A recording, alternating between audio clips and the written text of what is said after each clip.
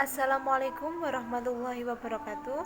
Di sini saya Angela Ismaudani ingin mempresentasikan hasil kerja saya mengenai sistem perekonomian negara Singapura. Pulau Singapura menjadi negara maju sejak pulau yang dulu bernama Temasek ini dijadikan sebuah pos perdagangan. Pulau ini menjadi salah satu pelabuhan terpenting di dunia, campur tangan kerajaan Inggris di Semenanjung Melayu selama tahun 1920-an mentransformasi Melayu menjadi produsen utama karet dan timah. Karet dan timah dieksplor dari Pulau Singapura. Pada tahun 1934, pemerintah Inggris mencabut kontrol hegemoni dan dari East India Company dan rute perdagangan menjadi mudah ditembus. Hal ini dimungkinkan oleh perjanjian yang tidak adil pada tahun 1842. Perjanjian yang tidak adil adalah istilah umum untuk berbagai jenis perjanjian yang ditandatangani oleh sejumlah negara Asia Timur seperti Cina, Jepang, dan Korea. Dengan kekuasaan Barat selama awal abad ke-20, Singapura memiliki sebuah pasar ekonomi yang maju dan terbuka, dengan PDB per kapita kelima tertinggi di dunia. Bidang ekspor, perindustrian, dan jasa merupakan hal yang penting dalam ekonomi Singapura.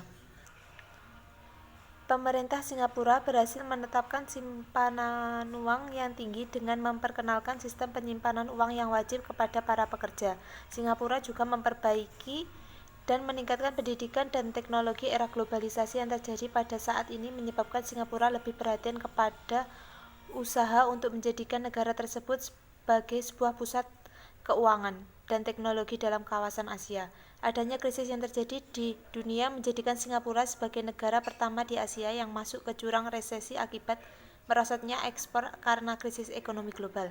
Singapura termasuk 5 negara dari 10 negara di Asia Tenggara yang nilainya akan membantu bangkitnya ekonomi. Singapura juga merupakan pertanda Asia memimpin pemulihan ekonomi global. Negara kota yang mengandalkan sektor perdagangan, finansial, dan pariwisata itu merupakan negara Asia pertama yang melaporkan pertumbuhan ekonomi kuartal 1 setelah krisis. Produksi industri Singapura melonjak 139% dari kuartal sebelumnya, dipimpin oleh kenaikan produksi industri elektronik dan biomedis. Sementara itu, sektor jasa tumbuh 11%. Tekanan inflasi Bank Sentral yang dikenal sebagai Otoritas Moneter Singapura atau MAS setelah meninjau kebijakan 2 kali per tahun telah mengubah kebijakan nilai tukarnya, yakni dari apresiasi 0% menjadi apresiasi yang moderat dan bertahap.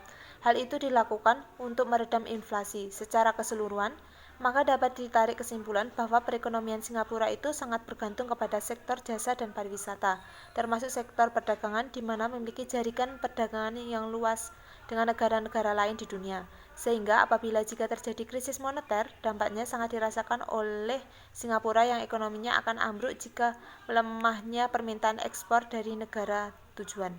Strategi ekonomi Singapura telah disesuaikan dengan tantangan yang berbeda dan prioritas yang dihadapi oleh perekonomian dari waktu ke waktu. Periode awal pemerintahan sendiri pada 1965 sampai 1970 ditandai dengan pengangguran kronis di kalangan penduduknya kurang berpendidikan, kurangnya perumahan yang layak, dan tingkat tabungan yang rendah.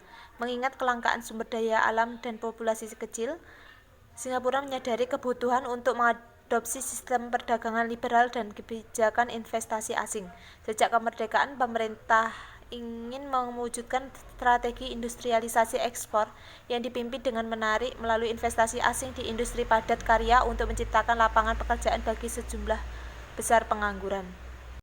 Menjelang awal 1970-an, pengangguran menurun dan perhatian beralih ke restrukturisasi ekonomi ke arah aktivitas yang berbasis modal lebih dan keterampilan intensif.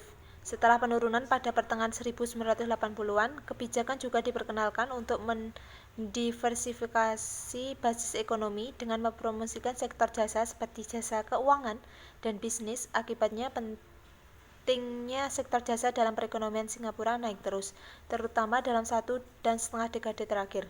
Sektor jasa menyumbang sekitar 2/3 dari nilai tambah pada akhir 1999. Meskipun demikian, sektor manufacturing mempertahankan posisinya sebagai sektor tunggal terbesar dalam perekonomian Singapura.